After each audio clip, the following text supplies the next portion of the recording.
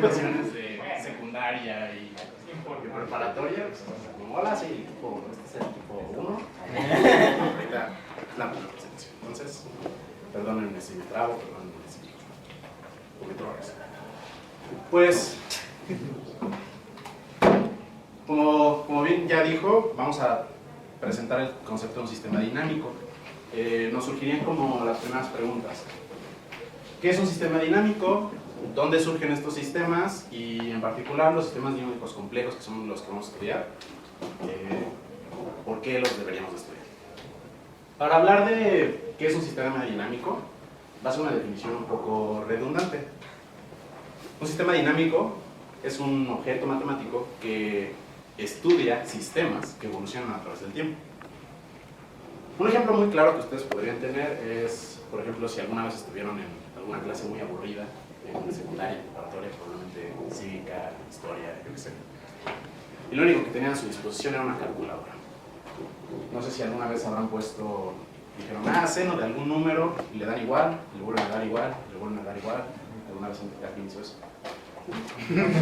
No soy el único raro. Pero el único que está muy aburrido ahí, igual. Bueno, eso lo que están haciendo es iterando una función. Están iterando la función seno.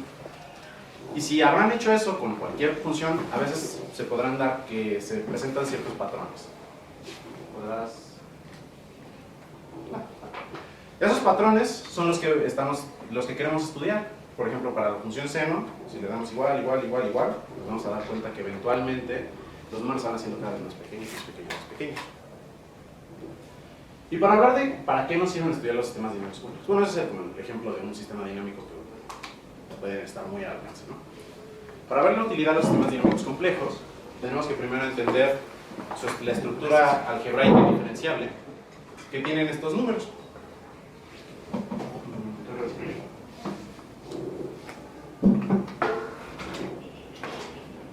¿Esa no es la que te mando? El estudio de los sistemas dinámicos en un principio surge... Con permiso. Adelante. Surge como una subdisciplina del estudio de las ecuaciones diferenciales. Si habrán llevado ya su curso de ecuaciones diferenciales, puede que recuerden algunos métodos en los que se usan ecuaciones en diferencias. Las ecuaciones en diferencias nos definen un sistema dinámico. Eso es lo que hacemos, estamos iterando una función varias veces. Es una función que la definimos de esta manera. Tenemos nuestro n más 1, lo vamos a definir según el punto anterior. Y esto es de manera recursiva. Pues voy a hablarles rápido de este. Podemos ver exactamente dónde inicia el estudio de las ecuaciones. No tenía.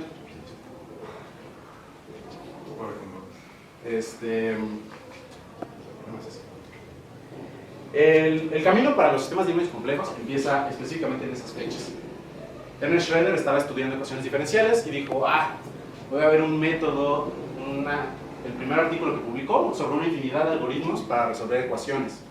Al trabajar eso, él nada más decía, yo quiero resolver ecuaciones diferenciales. Pero se dio cuenta que lo que estaba creando ahí tenía una teoría más profunda. Y es por eso que un año después publica sobre funciones iteradas, 1871. Es a mediados del siglo XX que estos dos caballeros, Pierre Fatou y Gaston Fourier, están estudiando funciones racionales en los números complejos. Las funciones racionales son funciones de este tipo.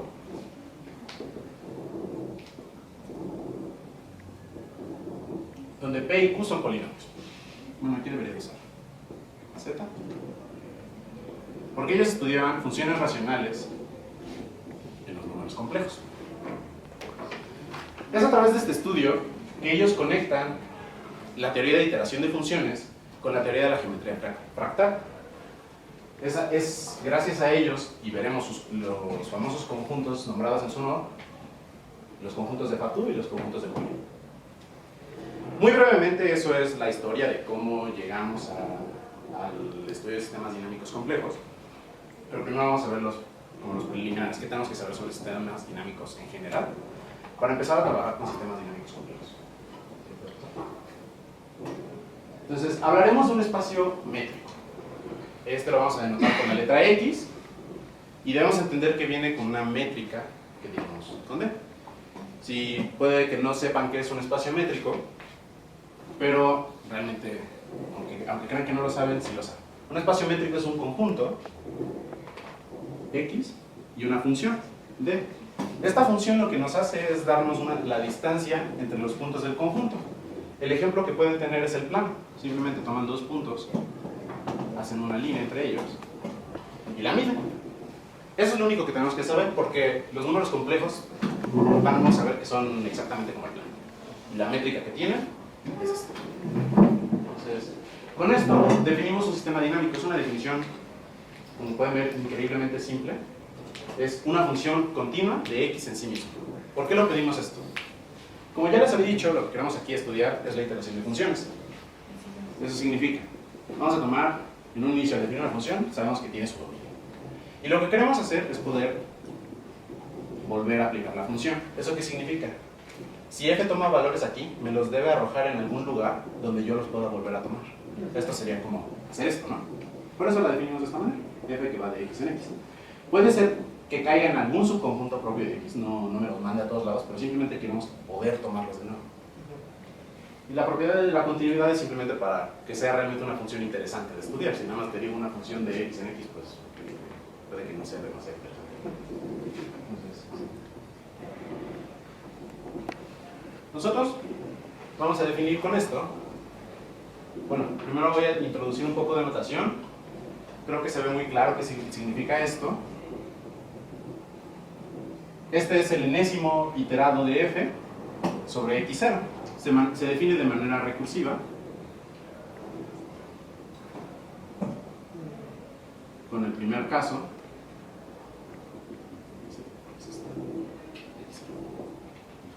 Entonces partimos de aquí, y entonces el tercero sería aplicarle nuevamente la función al segundo, ¿no? Y ponemos la convención que para nosotros esto va a ser este punto. ¿Ok? Entonces, con esto definimos la órbita. Nosotros podemos ver aquí parte de la historia de los sistemas dinámicos. Como les comenté, los sistemas dinámicos inician estudiándose ecuaciones diferenciales. En particular, se utilizaba en física para el estudio de la mecánica celeste. Y eso deja su huella en los nombres que estamos utilizando aquí. Órbitas. Las órbitas de un punto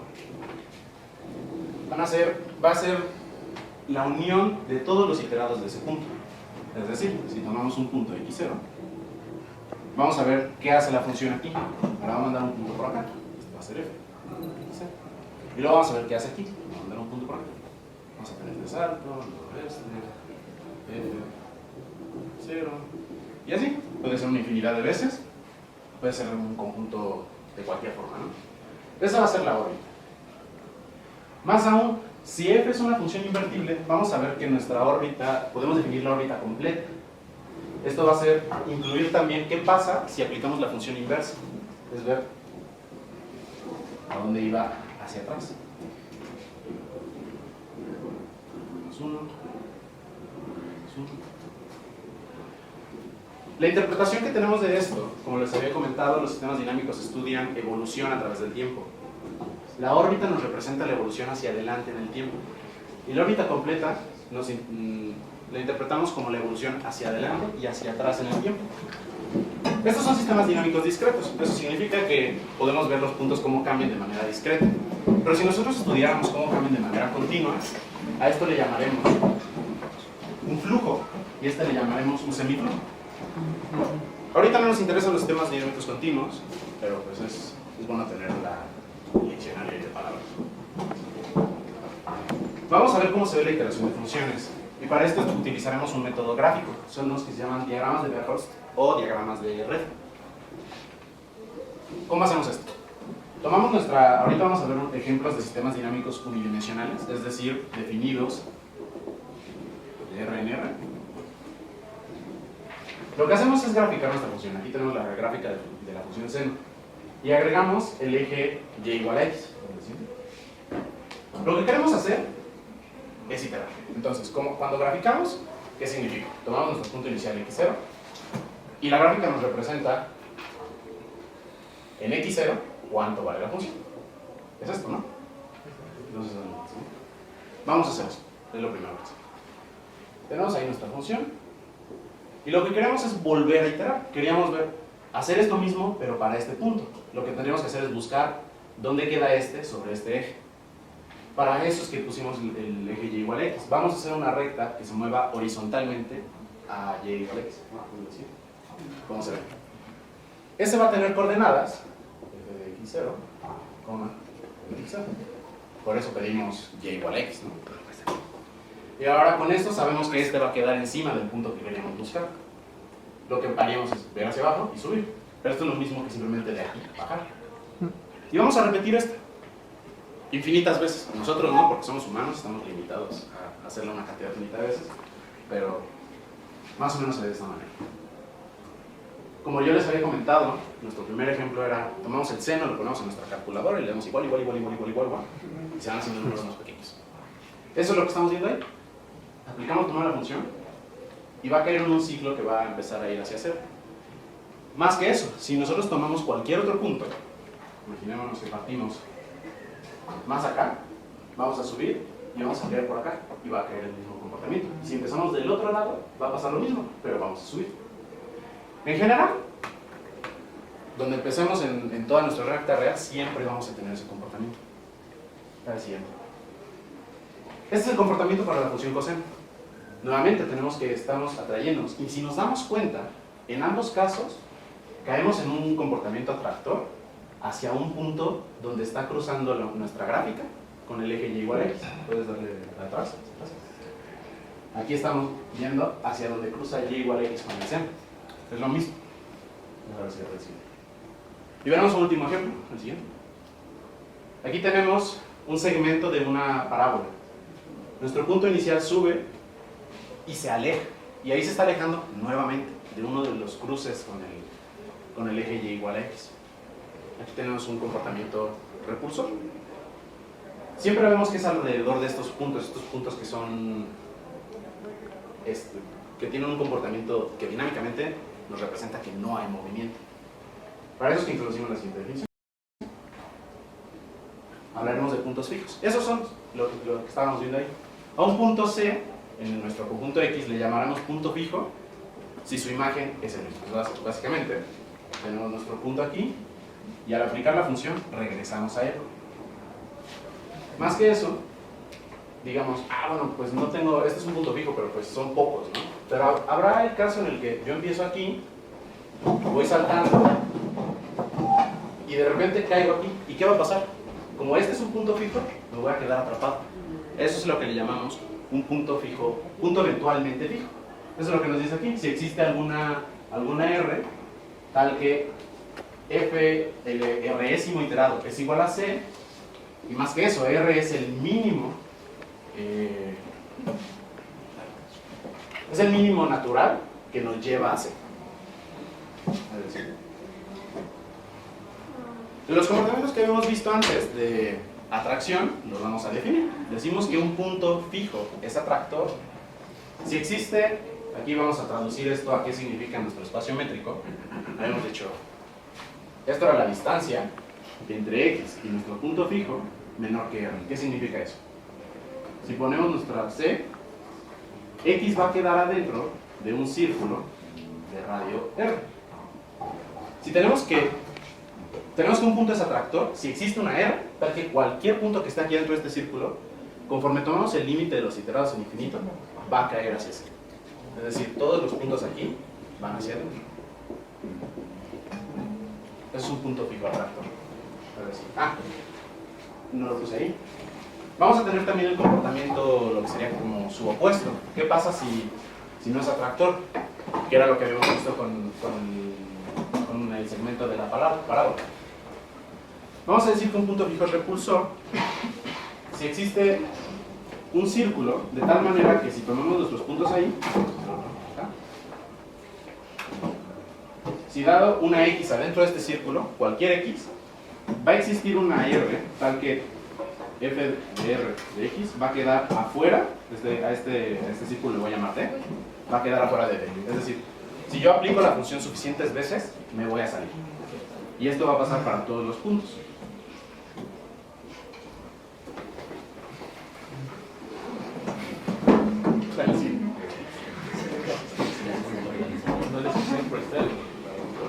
Bruno. Nos dijeron. Bueno. Este es un tipo de comportamiento ordenado para los puntos que tenemos en nuestro conjunto, pero hay otro tipo de comportamiento ordenado que es de mucho interés. Y este es el de los puntos periódicos. En esto sí tenemos movimiento. En nuestra interpretación física del sistema dinámico hay movimiento, pero este movimiento es predecible, es ordenado, es periódico, ¿no? Diremos que un punto es periódico si existe alguna R tal que al aplicar la iteración de f r veces, regresamos al punto inicial. ¿Cómo se ve esto? Tenemos c y aplicamos la función varias veces y eventualmente regresamos, ¿no? Y estos son nuestros iterados. En este caso, nuestra órbita se ve como un conjunto finito de tamaño r y le llamamos r ciclo. Es un ciclo de puntos de tamaño r.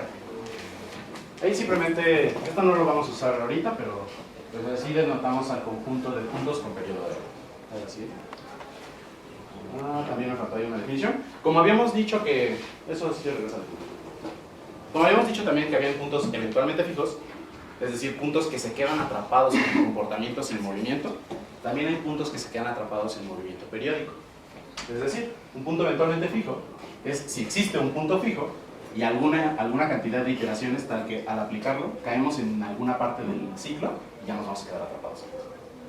¿Cómo podemos ver ejemplos de estos dos comportamientos? Ustedes piensen en un baile. Si yo suelto una pelota aquí, bajo la acción de la gravedad y asumiendo que hay fricción, este punto va a caer y va a empezar a hacer esto. Y eventualmente va a caer aquí.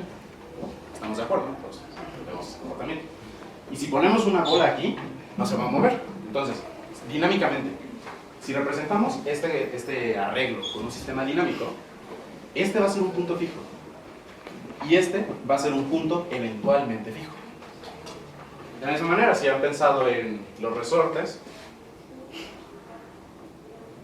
y asumiendo que no hay fricción, hablar de aquí, este es un sistema dinámico continuo, ambos son continuos, pero si lo discretizamos y tomamos fotos, lo podemos ver como que va a acercarse, y luego regresar, y regresar, ¿no? Y ese comportamiento se va a estar repitiendo. Este es un caso de un punto periódico. Ahora sí. Esto es lo que tenemos que saber simplemente para sistemas dinámicos, en abstracto. Pero como ya les comenté, vamos a enfocarnos en el estudio de sistemas dinámicos complejos. Para ello, ¿alguno de ustedes no está familiarizado con la estructura algebraica de los números complejos? Todos conocen cómo se hace la suma, cómo se hace la multiplicación, cómo se ven los abiertos. Todos tienen una intuición de que es un abierto. ¿Sí? No, confiesa. Yo no. Dígalo por si hay alguien que no sepa. Simplemente, si un abierto es un conjunto donde si nos paramos adentro de este conjunto, sabemos que estamos bien adentro del conjunto, es decir, si veo a mi alrededor, lo único que voy a ver alrededor de mí son puntos del conjunto. Entonces, si ponemos aquí nuestro circulito, para todos los puntos de este, siempre voy a poder dibujar un círculo que esté totalmente contenido en el conjunto. Eso es un abierto. Gran explicación. ¿Okay? Entonces vamos a definir la derivada compleja y se define de la misma manera que en los reales, con el cociente que vemos ahí, el límite, y si ese límite existe, esa es la derivada de f en nuestro punto. La interpretación geométrica de esto, si ustedes ya conocen los números complejos, que representamos así, con un vector AB o con la representación A más BI, lo podemos ver de esta manera o con su representación polar, que es la magnitud. Si este lo asignamos como z, va a ser su magnitud y un ángulo, que normalmente denotamos el argumento de z. Lo que nos representa la derivada, como sabemos, es un número, es decir, esto es un número complejo, entonces tiene magnitud y tiene argumento. Su magnitud nos representa localmente cómo se ve la función, qué le está haciendo la función al plano complejo. Como sabemos en los reales, que nos representaba nuestra derivada, era la pendiente de la recta tangente a la curva, ¿no? Como nuestras funciones complejas son sobre un plano, lo que están haciendo es deformar el plano. Aquí estábamos deformando la recta. Entonces, la norma de nuestra derivada nos va a representar ¿qué está haciéndole al plano? Y localmente, que sea derivable algo, es que se ve como rotaciones, si tenemos nuestro plano, se ve como una rotación compuesta con algún escalamiento, hacia afuera o hacia adentro. Eso es lo que hacemos. Si nosotros nos fijamos cerca de nuestro plano, y al aplicar la función simplemente vamos a ver cómo se rota y se hace grande, o se hace pequeño. La norma denota qué tanto se escala, y el argumento de la derivada, qué tanto se rota. Por eso es que si nosotros tenemos dos puntos en nuestro plano, localmente lo que va a pasar es la derivada nos los va a alejar o acercar. Bueno, debí hablar que eso simplemente digamos que si una función vamos a decir que es holomorfa, si existe su derivada en cada punto del conjunto abierto, en un sentido.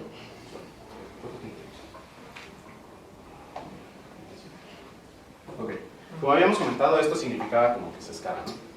Entonces, si tenemos un punto fijo, y vamos a ver qué hace la derivada alrededor de este punto, si esto es menor que 1, las distancias básicamente las estamos multiplicando por esto. Por eso también a la norma de la derivada la llamamos el multiplicador de f en z0. Si es menor que 1, ¿qué va a hacer? Las distancias se hacen más pequeñas. Entonces cualquier punto que tomamos, le aplicamos la función, se va a acercar. Por eso es que diremos, olvidemos un poco las definiciones que habíamos dado antes. Un punto atractor, esa era como nuestra definición dinámica, punto atractor en el sentido dinámico. Este va a ser el punto atractor en el sentido holomorfo. Un punto es atractor si su derivada, si la magnitud de su derivada es menor que 1, y repulsor si es mayor que 1, porque si era mayor que 1, lo mismo, multiplicamos la distancia por un número mayor que 1, se va a hacer más grande. Y simplemente, si es igual a 1, diremos que es indiferente. Veremos dos teoremas, no daré demostración ni nada más para comentarles que nos da una razón para que sí usemos estos dos términos. Esto es decir, un punto atractor en el sentido dinámico también va a ser un punto atractor en el sentido holomorfo. Perdón, al revés. Un punto atractor en el sentido holomorfo es atractor en el sentido dinámico, y un punto repulsor en el sentido holomorfo es repulsor en el sentido dinámico. Y ahí es donde lo vemos. Si Z0 es un punto fijo atractor en el sentido holomorfo, entonces existe un disco alrededor de Z0, tal que si tomamos un punto en ese disco, entonces, en primera, los iterados van a quedar adentro de ese disco, y segundo, cuando tendemos hacia infinito, los iterados tienden hacia el punto fijo. Eso, si recuerdan, era la definición que habíamos dado de un punto atractor en sistemas dinámicos. Y tenemos su completo análogo para el punto fijo repulsor. Bien. Tenemos el mismo comportamiento para puntos periódicos.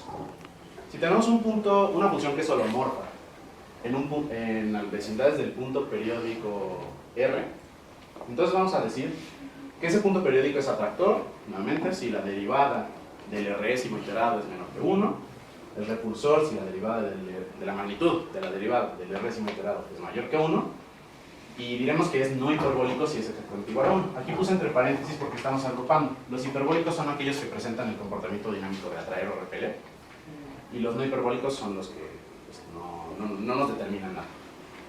¿Cómo se ve esto? Aquí ya había dibujado una parte de un ciclo, ¿no? Estos son nuestros puntos del ciclo.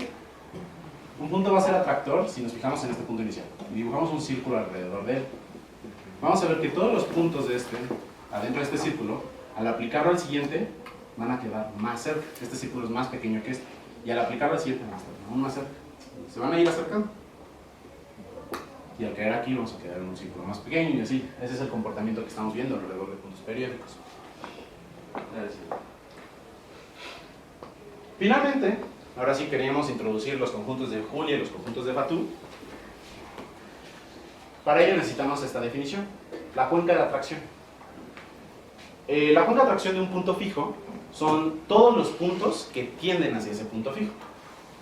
En el caso que les había dado de mi bola en un valle, lo que podemos ver es si yo pongo la bola aquí, va a tender hacia el público, ¿no?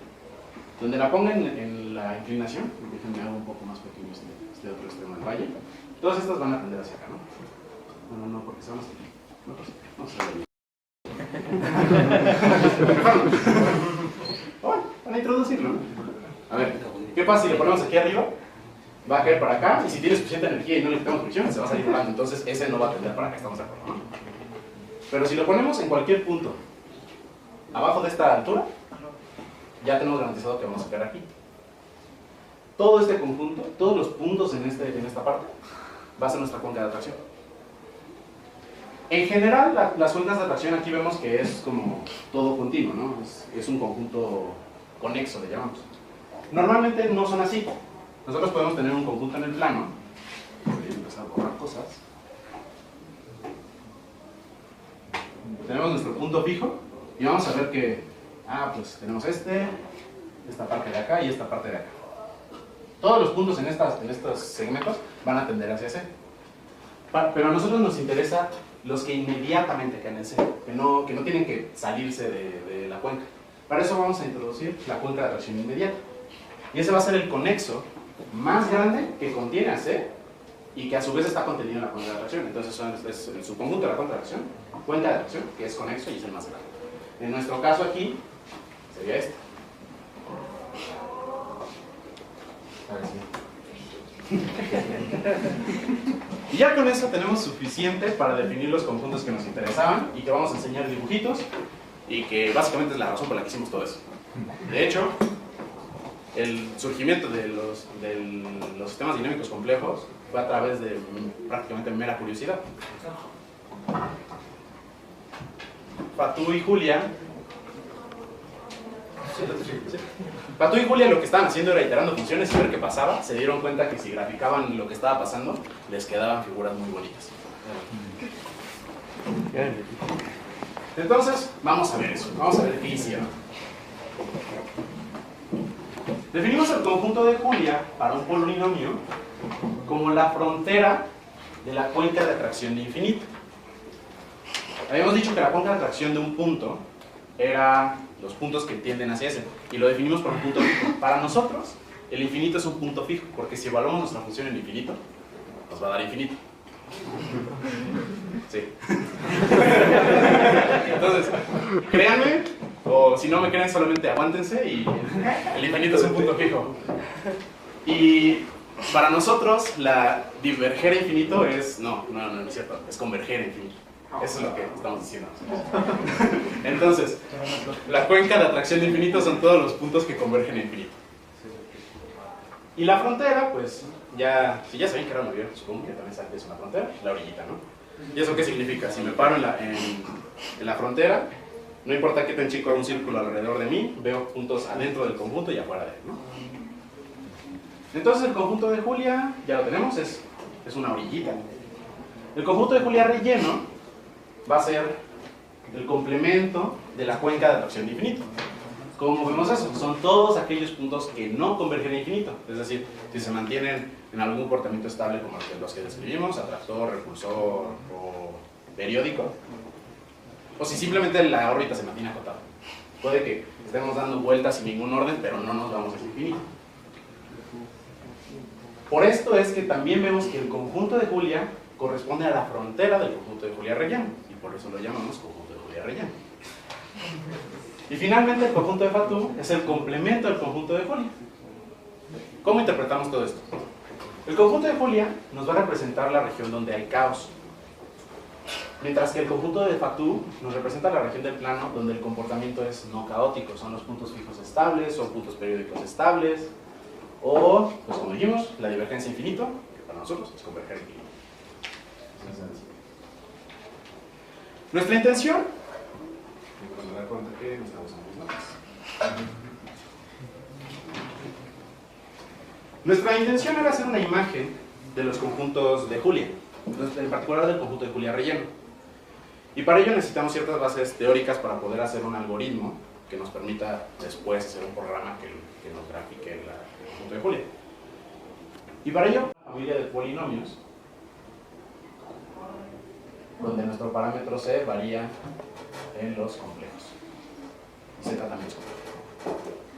Vamos a ver que si tenemos un Z que cumple, que su norma es mayor que 2 y su norma es mayor que la norma de C, Entonces, el límite bajo las iteraciones en norma de nuestro polinomio cuadrático va a ser infinito. ¿Qué significa esto?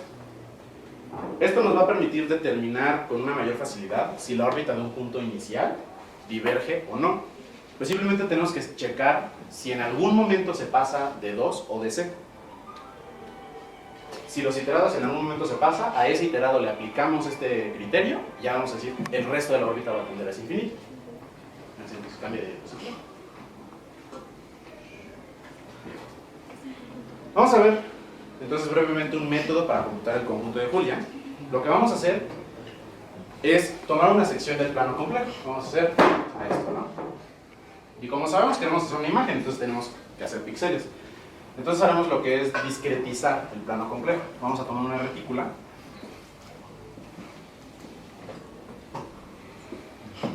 que nos va a representar nuestros píxeles. Y a cada píxel le asignamos un punto de los complejos que esté contenido en el área que representa ese píxel. Usualmente vamos a hablar del punto del medio. Nos vamos a preguntar, entonces, para este punto, ¿la órbita diverge o se mantiene acotada? Si diverge, ¿no? Si la órbita no se escapa, entonces va a estar en el conjunto de Julia relleno, y lo que vamos a hacer es colorearlo. Y si sí se escapa, pues ya sabemos que no estuvo, entonces lo mantenemos en blanco. Con eso, y con el criterio de escape, vamos a establecer el siguiente algoritmo. Entonces, tomamos nuestra retícula, que representa una discretización del plano complejo, como ya les dije, y seleccionamos un máximo número de iteraciones. Esto es porque, nuevamente, estamos limitados a aplicar una cantidad finita de veces las cosas. No podemos decir, voy a hacer infinitas iteraciones. No podemos, entonces vamos a decir una cantidad máxima. Ese valor nos va a ayudar a determinar con mejor precisión si nuestro punto queda o no en el conjunto de Julia. Porque lo que vamos a hacer es hacer esas n iteraciones. Bueno, vamos a ver si escogemos un punto de la retícula, digamos este, y hacemos los primeros n iterados. Y vamos a revisar dos cosas. Coloreamos el punto según se cumpla una de las dos condiciones. Si el iterado en norma en algún momento pasa de esta cota, que va a ser el máximo entre la norma de C y 2, entonces vamos a parar ahí la iteración, diremos, ok, nuestro conjunto tiende a infinito por el criterio de escape, y no lo vamos a colorear.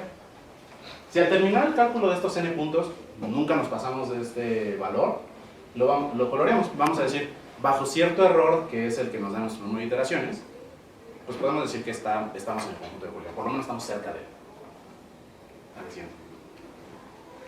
Y bueno, aplicamos esto recursivamente. Seleccionamos un nuevo punto. Spoiler. Seleccionamos un nuevo punto, repetimos el mismo proceso y lo hacemos eso para toda la retícula.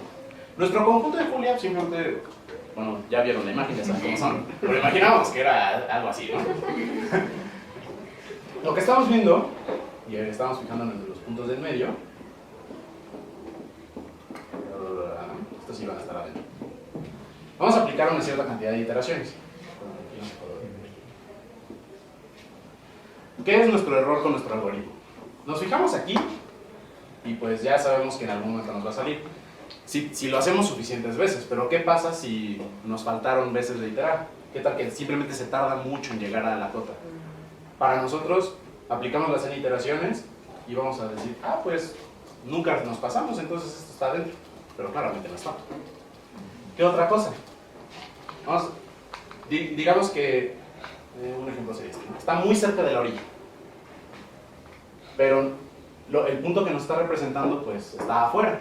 Y aplicamos nuestras iteraciones y resulta que está afuera. Pero la mayoría del cuadrado, vamos a dibujar algo así, ¿no? Como que casi que rodeándolo todo, ¿no? La mayoría del cuadrado sí estaba dentro, entonces tendría sentido haber coloreado esto. Entonces nuestras limitaciones es en la cantidad de iteraciones, y más que eso, en la densidad de nuestra retícula. Si hacemos una retícula más fina, esto es dar una resolución mejor, vamos a tener una mejor imagen.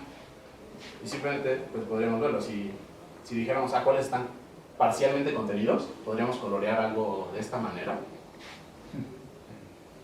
Y pues esto no les va a parecer como el conjunto de Julia, ¿no? Es un cuadrado raro, ¿no? Pero si hacemos suficientemente denso, vamos a discretizar un poco más, que se parezca un poco más. Bueno, ahora ya coloreamos estos de aquí nada más, se va a aproximar cada vez más. Si conocen cómo era la integración, cómo se ve eso, es más o menos lo mismo. Es un método de cajas. Entonces ahora sí, ya tenían el spoiler.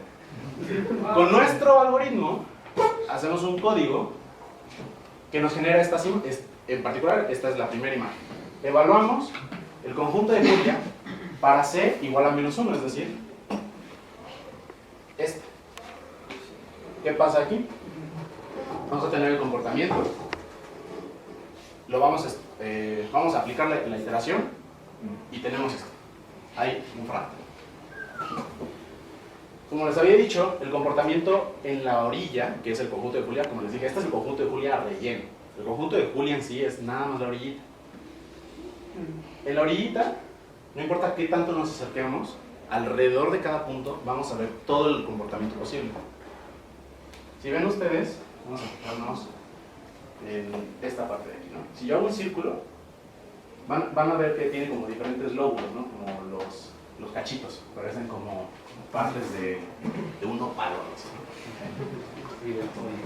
Cada uno de ellos representa comportamiento de algún tipo. Puntos fijos, de periodo 1, de periodo 2, de periodo 3, cualquier cosa de estos, ¿no? Una característica que tienen los conjuntos de Julia es que si yo hago un círculo alrededor de algún punto de la frontera, en este punto van a estar contenidos puntos que presenten cualquiera de los comportamientos que les digo. Es decir, vamos a tener garantizado que va a haber por lo menos un punto fijo, por lo menos un punto de periodo 1, bueno, este es de periodo 1, de periodo 2, por lo menos un punto de periodo 3, por lo menos un punto de periodo 4. Tenemos todos los comportamientos posibles, están ahí, en la orilla. Cada siempre. Este es otro ejemplo de otro conjunto de Julia, en particular cuando hacemos C igual a ese número, menos 0.13 y 0.75i. Y cada siguiente. Este es el último caso. Este lo puse para que vieran cómo tenemos problemas con nuestro algoritmo. Esos puntos, estos círculos negros que ustedes ven ahí, ustedes dirían, ah, pues, como les dije, el conjunto, la parte rellena era donde tenemos un comportamiento bonito. Pero en realidad no, este es un conjunto totalmente desconexo. Solamente que nos faltó iteraciones y nos faltó resolución para presentar toda la imagen. Si nosotros aumentáramos la resolución y aumentáramos los iterados, no podríamos ver la imagen. Estaría totalmente esparcido, es como un polvito. En general, tenemos que los conjuntos de Julia tienen esos dos comportamientos. O es totalmente conexo, regresa uno. Tomen cualquier punto en la parte negra, cualquier otro punto, y siempre van a poder trazar una curva que esté totalmente contenida en el conjunto. O va a ser totalmente disconexo. Vean el siguiente. Pongan un punto en alguna parte negra, algún punto en alguna otra parte, realmente nunca van a poder hacer una curva que esté totalmente contenida. Vean el siguiente. Y ahora sí, el conjunto de Mandelbrot, el póster de los fractales. Los conjuntos de Julia nos representan cambios sobre el espacio de valores. ¿Qué pasa cuando cambiamos aquí? Fijamos C y cambiamos nuestros puntos iniciales. Eso es lo que hicimos aquí, ¿no? Pero ¿qué pasa si fijamos C y nos preguntamos qué pasa si cambiamos... Perdón, si fijamos Z y qué pasa si cambiamos C? Eso es, ¿qué pasa si representamos sobre el espacio de parámetros? El resultado de hacer esto es el famoso fractal de Mandelbrot. Ahí tenemos una pequeña imagen de él. Para hablar del conjunto de Mandelbrot, tenemos que hablar de este resultado, la dicotomía fundamental. Dado un polinomio cuadrático, se va a presentar una y solo una de las dos opciones siguientes. La órbita del punto 0 va hacia infinito bajo iteración, y en este caso, el conjunto de Julia relleno va a constar de una infinidad de componentes desconexas, que es el caso que les había mostrado, el polvito. O la segunda opción, la órbita de 0 permanece acotada. Esto significa que 0 está contenido en el conjunto de Julia relleno. Y de ahí se sigue que el conjunto, como les dije, la otra dicotomía era que el conjunto de Julia era conexo. Entonces vamos a ver el siguiente. Ahora sí, definimos el conjunto de Mandelbrot. Como vimos una dicotomía, eso significa que para cualquier punto en el plano complejo que representa nuestro C, podemos separarlo entre dos casos, es decir, podemos dividir el plano complejo en dos secciones. 10 minutos. Pues voy rápido. Bueno, el conjunto de Julia el conjunto de Mandelbrot va a ser los parámetros tales que la órbita de cero no tiende a infinito, en norma. Por el criterio de escape lo podemos caracterizar de la siguiente manera. Se define como aquellos puntos de C para los cuales el conjunto de Julia relleno es conexo, pero con la dicotomía fundamental lo caracterizamos como está arriba. Son aquellos puntos donde no diverge infinito. Y con el criterio de escape pues dijimos, pero eso pasa si nos pasamos de 2 o de C. Entonces lo reescribimos de como está abajo.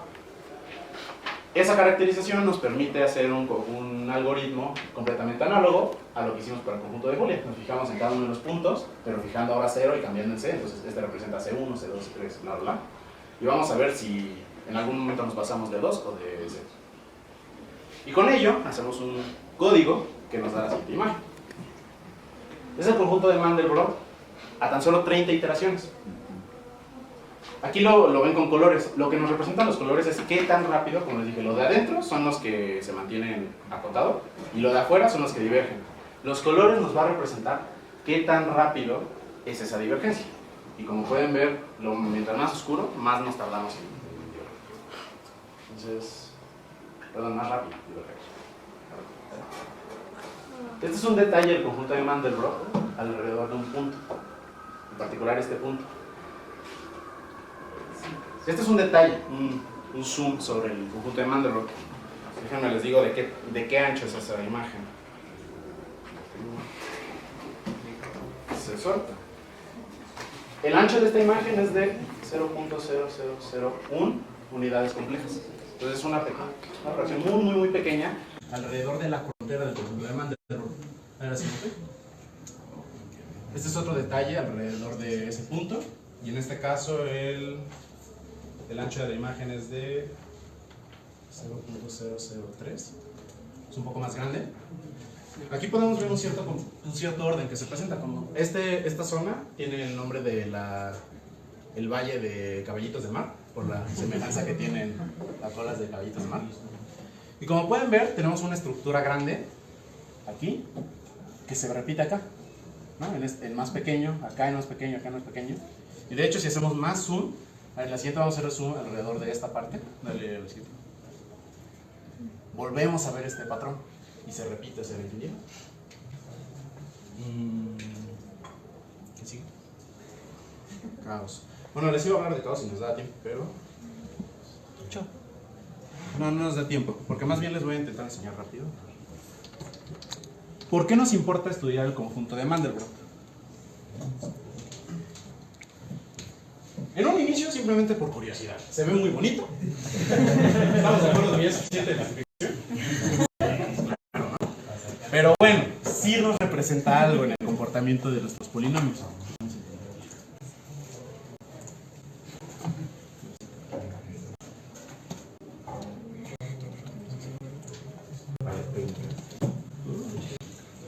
¿Qué hiciste, güey? Intentar abrir una página. ¿Qué es X videos?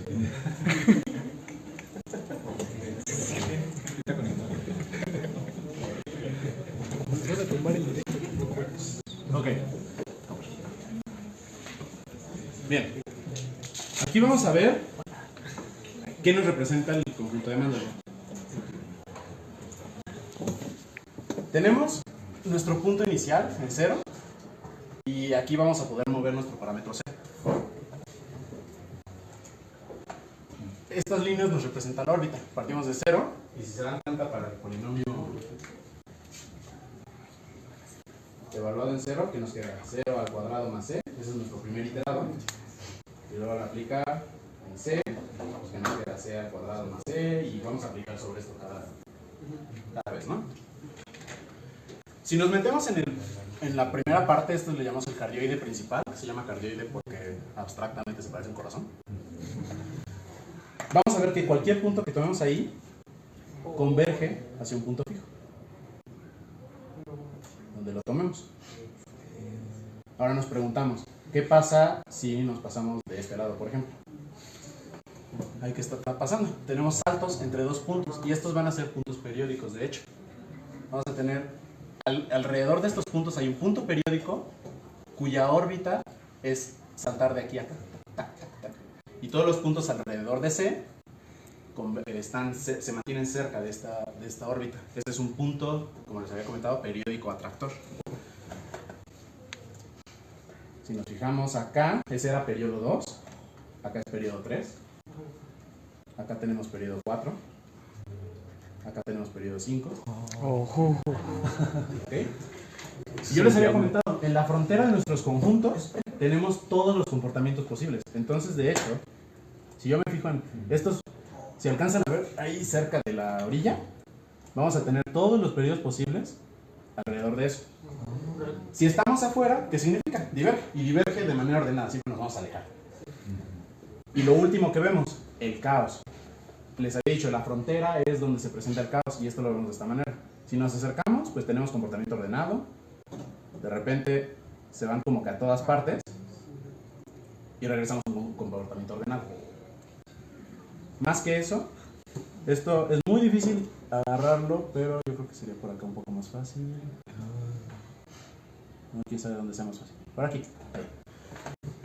Si nosotros tomamos un punto exactamente en la frontera y dibujamos un círculo alrededor de él, el comportamiento es caótico en el sentido de que todos los puntos de nuestro círculo, si le aplicamos las funciones, eventualmente van a cubrir por completo nuestro plano complejo.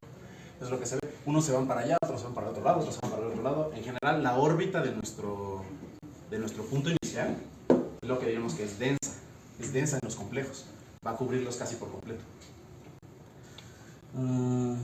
Pues ya quedan 4 minutos. Eso es lo que nos representa el conjunto de Mandelbrot. Por eso sí tiene un interés más allá de que es bonito.